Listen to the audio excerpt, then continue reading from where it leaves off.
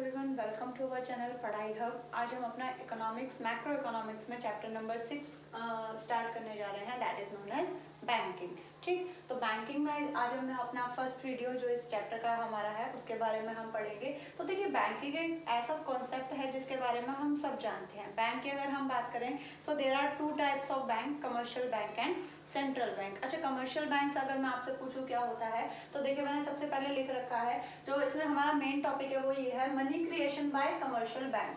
Commercial bank के द्वारा money को कैसे क्रिएट किया जाता है, वो बहुत लेंथी है। पहले ये पढ़ लेते हैं कि कमर्शियल बैंक आगे होता क्या है। ठीक है, तो कमर्शियल बैंक की अगर हम बात करें, it is an institution which performs functions of accepting deposit. ये एक ऐसा इंस्टीट्यूशन है जो कि कैसे फंक्शन परफॉर्म करता है, जैसे कि यहाँ पर दे रखा है डिपॉजिट को एक्सेप्ट करना। मतलब अगर मैं कोई डिपॉजिट करवा रही हूँ तो ये क्या करेगा, उसे एक्सेप्ट कर लेगा। ग्रांटिंग लोन्स, लोगों को लोन देना। उसके बाद and making investment with the main motive of earning profit. अब भाई ये क्या करते हैं, जो बैंक है, आप लोगों ने भी नॉर्मली देखा होगा, नॉर्मली सबका सेविंग अकाउंट या करंट अकाउंट होता है। करंट अकाउंट में तो नहीं इंटरेस्ट मिलता, बट सेविंग अकाउंट में सबको मिलता है। अच्छा, सेविंग अकाउंट में जो इंटरेस्ट आपको मिलता है वो कहाँ से आता है? ठीक, तो वो कहाँ से आता है, देखिए वो यहाँ से आता है। हम जो बैंक को पैसा देते हैं डिपॉजिट करने के लिए, बैंक उसे कहीं ना कहीं इन्वेस्ट कर देती है, और किसके साथ, with the main motive to earn profit. उसका मेन मोटिव क्या होता है, प्रॉफिट को अर्न करना। It is an important source of money supply in the economy. ये जो कमर्शियल बैंक है ये हमारी इकोनॉमी में मनी सप्लाई का सबसे इम्पॉर्टेंट सोर्स होते हैं। मतलब जो मनी सप्लाई होती है वो कहाँ से होती है, कमर्शियल बैंक से। Except RBI, all banks are commercial. सिर्फ आरबीआई को अगर हम छोड़ दें तो हमारे जितने भी बैंक है वो क्या है, कमर्शियल बैंक है। RBI is our central bank. ठीक है, चलिए और यहाँ पर हम देखते हैं। अब देखिए यहाँ पर हमें ये दे रखा है, यहाँ पर हम बात करते हैं तो सबसे पहले हमने दे रखा है ये हाउस होल्ड। ठीक, हाउस होल्ड क्या करते हैं, ये कुछ पैसा डिपॉजिट कराते हैं बैंक में। जो हम पैसा, हम लोग नॉर्मल जो हाउस होल्ड होते हैं वो जो बैंक में पैसा डिपॉजिट कराते हैं, so that is known as primary deposit. उसे हम क्या कहते हैं, प्राइमरी डिपॉजिट। अच्छा, बैंक क्या करेगा, बैंक उस पैसे को अपने पास तो रखता नहीं है, रखे रखे थोड़ी बढ़ेगा पैसा। बैंक क्या करता है, बैंक उस पैसे को बोरोवर्स को दे देता है, उन लोगों को जिन्हें पैसे की जरूरत होती है, इन टर्म्स ऑफ लोन, जिसे हम लोन नॉर्मली कहते हैं। अच्छा, तो इसको क्या कहते हैं, इसको हम कहते हैं सेकेंडरी डिपॉजिट। क्योंकि देखिए बैंक जब भी बोरोवर्स को पैसा देता है तो वो उधारी की फॉर्म में देता है ना। हम कहते हैं ना कि मैंने बैंक से लोन लिया। अब लोन लिया मतलब मैंने बैंक से पैसा उधार लिया। ठीक है, इस कॉन्सेप्ट को आगे अभी हम और पढ़ेंगे, इसका पूरा भी प्रोसेस आपको बताऊंगी। अच्छा, अभी बस आप यही समझिए, जब एक नॉर्मल पर्सन एक नॉर्मल हाउस होल्ड बैंक को पैसा देता है that is known as primary deposit, और जब बैंक उस पैसे को बोरोवर को देता है that is known as secondary deposit. क्योंकि बैंक जब बोरोवर को पैसा देता है तो उसके हाथ में उसे पैसा नहीं देता, उसके अकाउंट में ट्रांसफर होता है। ठीक है, और उसके अकाउंट में जो ट्रांसफर होता है, अब वो जो सामने वाला बोरोवर है वो क्या कर सकता है, वो उस लोन को चेक के थ्रू पेमेंट कर सकता है, डायरेक्ट सारा कैश वो नहीं निकाल सकता। ठीक है, तो इसीलिए हम इसे सेकेंडरी डिपॉजिट कहते हैं। बैंक अपना ही पैसा in terms of loan borrowers को दे देता है और वो बोरोवर्स के अकाउंटों से ट्रांसफर कर देता है। तो ये क्या हो गया, सेकेंडरी डिपॉजिट। कहाँ, in form of credit, but ये किसको दे दिया, बैंक ने किसी को उधार दे दिया। इतना क्लियर है। चलिए, अब अगर हम बैंक में कुछ पैसा डिपॉजिट करते हैं तो बैंक हमें कुछ ना कुछ देता है। ऑब्वियस सी बात है, हम बैंक में डिपॉजिट कर रहे हैं तो हमें इंटरेस्ट मिलेगा। ठीक, तो बैंक जो हमें इंटरेस्ट देता है वो उस रेट को हम कहते हैं बोरोइंग रेट। ठीक, क्या कहते हैं, बोरोइंग रेट। और जो बोरोवर से, भाई अगर मैंने बैंक से लोन लिया तो मुझे बैंक को क्या देना पड़ेगा, इंटरेस्ट देना पड़ेगा। तो यहाँ पर जो बोरोवर इंटरेस्ट देता है किसको, बैंक को, that is on lending rates. ठीक है, इसको हम क्या कहते हैं, लेंडिंग रेट्स। अच्छा, हमारे जो लेंडिंग रेट्स हैं is always greater than the borrowing rate. Bank क्या करती है, बैंक बोरोवर से लेगी 8% का इंटरेस्ट और हमें देगी सिर्फ 4% का इंटरेस्ट, जिसमें 4% बचा क्या, 4% जो बचा वो बैंक का प्रॉफिट, जिसको हम स्प्रेड के नाम से जानते हैं। इतना क्लियर हो गया। चलिए, इसके बाद अब मैंने आपको बताया, देखिए primary deposit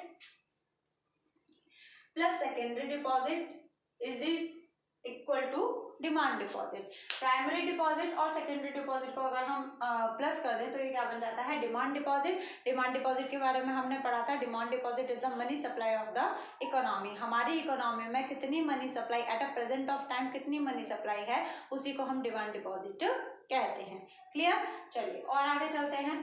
demand deposit are many times more than cash reserve of bank. ये कह रहा है कि डिमांड डिपॉजिट कई गुना ज्यादा होता है, जितना हमने बैंक में कैश दिया है उससे कई गुना ज्यादा डिमांड डिपॉजिट होता है। वो कैसे होता है अभी हम वो भी प्रोसेस देखेंगे। Demand deposit serving as money supply is called bank money. Demand deposit क्या करता है, ये एक मनी सप्लाई है जिसे हम बैंक मनी भी कहते हैं। अभी मैंने आपको बताया था डिमांड डिपॉजिट, हमने प्रीवियस चैप्टर में भी पढ़ा था।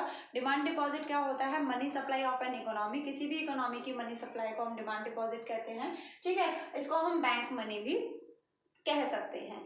चलिए तो अब मैं पहले आपको इसकी पहले नॉर्मली प्रोसेस बता दूं, फिर इसको हम इस तरीके से देखेंगे कि इसकी जब हमें इस प्रोसेस को लिखना है तो कैसे लिखेंगे। देखिए सिंपल सी बात है, मैंने पैसा दिया बैंक को, क्लियर। अब मैंने बैंक को पैसा दिया, बैंक उस पैसे का क्या करेगी, बैंक ने उस पैसे को दे दिया किसी बोरोवर को। ठीक, अब बैंक ने जब बोरोवर को पैसा दिया तो वो उसके हाथ में कैश नहीं देती है, वो उसके बैंक अकाउंट में वो पैसा ट्रांसफर कर देती है एज अ लोन। ठीक, अब क्या होगा, अब जब उस क्रेडिटर को, मतलब ये जो बोरोवर है, इसको जब पैसे की जरूरत पड़ेगी तो ये क्या करेगा, ये चेक के थ्रू उसका जो उसके अकाउंट में जो बैलेंस है, चेक के थ्रू ये उसका पेमेंट लोगों को करेगा। तो मतलब यहाँ पर जो इसके अकाउंट में पैसा है वो चेक के थ्रू मार्केट में घूमेगा, सर्कुलेट करेगा। ठीक है, मतलब पैसा इसके अकाउंट में ट्रांसफर कर दिया, बट ये पैसा निकाल नहीं सकता। क्यों? इसे उस पैसे को चेक की फॉर्म में ही ये निकाल सकता है और चेक की फॉर्म में ही उसे वापस डिपॉजिट कर सकता है। इससे क्या होगा, इससे बैंक के पास, बैंक का जो पैसा यहाँ पर इसने ट्रांसफर किया वो बैंक के पास ही है। ठीक, अब बैंक क्या करती है, अब यहाँ पर बैंक क्या करेगी, अब बैंक के पास बैंक का पैसा भी है और जो डिपॉजिट किया गया वो भी है। अब बैंक यहाँ पर क्या करेगी, बैंक का ऑल ओवर एक एस्टिमेटेड रहता है, बैंक को पता है कि ऑल ओवर उसका जो 10% हिस्सा है वो नॉर्मली जनरली पब्लिक निकाल सकती है। मतलब ये एक्सपीरियंस कहा गया है कि नॉर्मली जितने लोगों ने पैसा डिपॉजिट किया है उसका 10% ही वो विड्रॉ करते हैं at a particular point of time, ऐसा स्टडी में देखा गया है। तो बैंक क्या करती है, बैंक सिर्फ 10% रिजर्व करके रखती है और बाकी का सारा पैसा एज अ लोन लोगों को दे देती है। ठीक है, ये होता है हमारा प्रोसेस ऑफ मनी क्रिएशन। तो इसमें क्या है, अब मनी क्रिएशन का और अभी इसमें जब हम यहाँ पर समझेंगे तो आपको और अच्छे तरीके से समझ में आएगा। तो यहाँ पर देखिए, bank can lend more than bank is lend to them. ये कह रहा है कि bank can lend more, bank बहुत ज्यादा पैसा दे सकता है उधारी पर, that what is lend to them, मतलब जितना पैसा हम बैंक को देते हैं बैंक उससे कई गुना ज्यादा पैसा हमें देता है। कहाँ से देता है, कैसे क्रिएट करता है, ठीक है, वो देखते हैं। तो देखिए, suppose we deposit 1000 rupees and CRR is 100। CRR का मतलब क्या होता है, कैश रिजर्व रेशियो। ऐसा कितना पैसा है जिसे मुझे कैश को रिजर्व करके रखना है, मतलब बाई चांस अगर किसी ने 1000 रुपीज डिपॉजिट किए तो उसका 10% बैंक को अपने पास रखना पड़ेगा। बाई चांस अगर वो पर्सन आपसे मांगने आ गया फिर क्या करेंगे आप। ठीक है, तो CRR का मतलब होता है आपके डिपॉजिट का वो अमाउंट जो बैंक को अपने पास रखना पड़ता है। CRR बैंक अपने पास नहीं रखती, CRR वो पार्ट होता है आपके डिपॉजिट का जो कि RBI के पास रखा जाता है। ठीक, अब यहाँ पर देखते हैं, we deposit 1000 rupees and CRR is 100। हमने 1000 रुपीज डिपॉजिट किया और यहाँ पर CRR कितना है, 10%। चलिए, इसके बाद यहाँ पर दे रखा है एजम्पशन। यहाँ पर हम दो एजम्पशंस मानकर चलेंगे। क्या एजम्पशंस होते हैं, there is a single banking system. यहाँ पर जो भी बैंक है, जैसे कि हम बहुत सारे बैंकों की बात करते हैं, there are lots of commercial bank, but यहाँ पर जो बैंकिंग सिस्टम है वो सिर्फ सिंगल होगा, एक बैंक होगा। And CRR does not change, और CRR चेंज नहीं होगा। ठीक है, 10% है तो वो 10% ही रहेगा। चलिए, अब यहाँ पर हम प्रोसेस ऑफ मनी क्रिएशन देख लेते हैं कि कमर्शियल बैंक द्वारा कैसे क्या किया जाता है, मनी का प्रोसेस किया जाता है, कैसे बैंक कई गुना ज्यादा पैसा उधारी पर दे देती है। क्योंकि देखिए, और मैं सिंपल आपको बताऊं तो बैंक कई गुना ज्यादा कैसे उधारी पर दे देती है। मैंने 1000 रुपीज बैंक को दिए, बैंक ने तो कुछ अमाउंट अपने पास रखा, बाकी क्या किया, जिसने लोन मांगा उसके अकाउंट में ट्रांसफर कर दिया। अब अकाउंट में ही तो ट्रांसफर किया है ना, एक्चुअल में वो पैसा बैंक से बाहर तो गया नहीं, ठीक। तो बैंक उस ट्रांसफर किए गए मनी में से भी फिर सीआरआर कट करती है, फिर बचे हुए पैसे को लोन पर दे देती है। इसी तरीके से मनी क्रिएशन चलता है। यहाँ पर देखते हैं, आपको और अच्छे से समझ में आएगा। यहाँ पर हमने कितने डिपॉजिट किए, 1000 रुपीज फर्स्ट राउंड में। बैंक ने क्या किया, 1000 में से 10% 100 रुपीज उसने अपने पास सीआरआर रखा और बाकी के 900 रुपीज किसी और के अकाउंट में ट्रांसफर कर दिए। एक ही बैंक है, मतलब जो 900 रुपए किसी और के अकाउंट में ट्रांसफर किए वो दोबारा से बैंक में आ गए, ठीक है। मैंने अभी क्या बताया, ये जो लोन दिया जा रहा है ये कहीं जा नहीं रहा, ये बैंक में ही है, ठीक। तो यहाँ पर 900 रुपए दोबारा से आ गए बैंक में। 900 में से फिर बैंक ने उसका 90 रुपीज का 10% का सीआरआर अपने पास रखा और बाकी का 810 का लोन दे दिया। 810 का लोन दिया तो फिर ये वापस से किस में आ गया, 810 का लोन मैंने सामने वाले को दिया, बट किस फॉर्म में, क्रेडिट फॉर्म में, उधारी की फॉर्म में। मैंने 810 रुपए या बैंक ने 810 रुपए उसके अकाउंट में ट्रांसफर कर दिए। अब वो उन 810 रुपयों का जो यूज है वो चेक के थ्रू कर सकता है, मतलब वहां पर वो 810 रुपए आपकी इकोनॉमी में सर्कुलेट नहीं करेंगे, 810 रुपीज का चेक सर्कुलेट करेगा। और चेक भी कहाँ आएगा, बैंक में। बात वही है, ठीक है। फिर 810 रुपीज फिर से उसने किसी को लोन दिया, फिर से बैंक में आ गए। फिर 810 में से उसने 81 सीआरआर अपने पास रखा और बाकी के बचे हुए 729 रुपीज किसी को लोन में दे दिए। अच्छा, ऐसा कब तक चलेगा, ऐसा तब तक चलेगा जब आपके डिपॉजिट की टोटल साइड 10,000 ना हो जाए, लोन की टोटल साइड 9,000 ना हो जाए और सीआरआर टोटल आपका 1000 ना हो जाए। अच्छा, फिर आप कहेंगे कि मैम तो आपने कैसे पता लगाया, क्या हम रैंडमली यहाँ पर कुछ भी लिख सकते हैं? नहीं, आप रैंडमली यहाँ पर कुछ भी नहीं लिख सकते। तो यहाँ पर आपका, यहाँ पर मैंने 10,000 कैसे लिखा या 9,000 या 1000 कैसे लिखा, देखिए यहाँ पर आपका मैंने दे रखा है डिमांड डिपॉजिट, ये मेरा निकल कर आया है डिपॉजिट, मतलब कितना पैसा मैं डिमांड डिपॉजिट कर सकती हूँ। अच्छा, यहाँ पर मैंने डिपॉजिट किया सिर्फ 1000, बट डिमांड डिपॉजिट कितना हुआ, 10,000। इसको हमने निकाला कैसे, देखिए डिमांड डिपॉजिट का फॉर्मूला होता है 1/CRR into cash reserve. 1/CRR, मेरा सीआरआर कितना था 10%, उसके बाद मेरा डिपॉजिट कितना था 1000।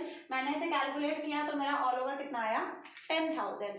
मैं इन 1000 रुपीज को तब तक सर्कुलेट करूंगी जब तक इनका सम टोटल 10,000 ना हो जाए। क्लियर?